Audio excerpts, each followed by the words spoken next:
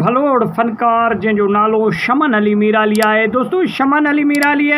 1992 में जेके बि एल्बम कया तमामु घणा हिट थिया ऐं तमामु घणा सिंध में मक़बूल बि थिया। दोस्तों शमन अली मीरालीअ पंहिंजे ज़िंदगीअ में ड्रामा बि कया ऐं उन खां अलावा हज़ारें एल्बम शमन अली मीरालीअ कया। अॼोके वीडियो में पाण हिकिड़े एल्बम जी ॻाल्हि कंदासीं जेको 1992 में रिलीज़ थियो ऐं तमामु घणो सिंध में मक़बूल थियो ऐं तमामु घणो सिंध वासियुनि उन खे मोट ॾिनो। दोस्तों इन एल्बम जो ॿियो नंबर कलाम आहे जंहिंजा कुझु ॿोल आहिनि, तव्हांखे गानो ई ॿुधायूं था।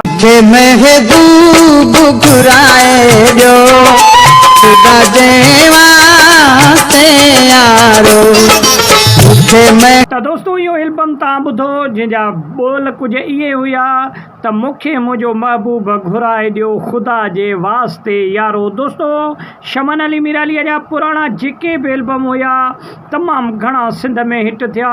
ऐं शमन अली मीरालीअ बि पंहिंजे दौर जो हिकु तमामु वॾो फ़नकार थी गुज़रियो ऐं शमन अली मीराली अॼु 2025 में बि फ़नकार आहे जंहिंजा एका दुका जेको आहे सो केस्टूं ऐं एल्बम निकिरनि पिया। हालांकि हिन वक़्तु त केस्टनि जो दौरु कोन्हे को, LCD ऐं जेको आहे सो उन्हनि जा एल्बम रिलीज़ थींदा आहिनि वीडियो जे सूरत में, जेके तमामु घणा सिंध में हिट थिया ऐं 1992 में तमामु घणो जेको आहे सो शमन अली मीराली पॉपुलर बि हुयो ऐं तमामु वॾा वॾा उन जा एल्बम निकिता हुया जेके अॼु ताईं बि तमामु घणा मक़बूल आहिनि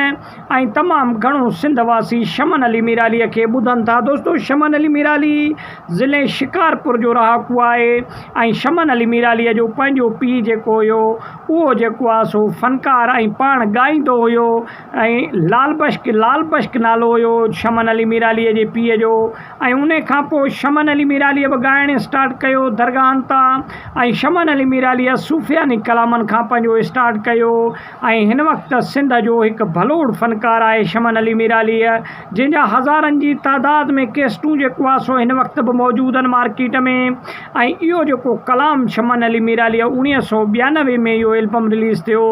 त मूंखे पंहिंजो महबूब घुराए ॾियो ख़ुदा जे वास्ते। दोस्तों जॾहिं इहो एल्बम रिलीज़ थियो हुयो त तमामु घणो हिन एल्बम खे जेको आहे सो पज़ीराई मिली हुई ऐं तमामु घणो उन टाइम में खपंदड़ जेको एल्बम हुयो उहो इहो ई एल्बम हुयो शमन अली मीरालीअ जो जेको तमामु हिंद सिंध में तमामु घणो मक़बूल थियो। दोस्तों शमन अली मीराली हिकु बहितरीनु आवाज़ जो मालिक आहे जेको दर्दीलो आवाज़ रखे थो ऐं आवाज़ बहितरीनु हुजण सां गॾोगॾु हिकु पढ़ियल लिखियल फ़नकार आहे ऐं शमन अली मीराली तमामु बहितरीनु आहे। इन जेको शमन अली मीरालीअ कलाम चयो हुयो इन जो जेको शाइर हुयो उहो वहीद हकिड़ो हुयो। दोस्तों वहीद हकिड़ो बि सिंध जो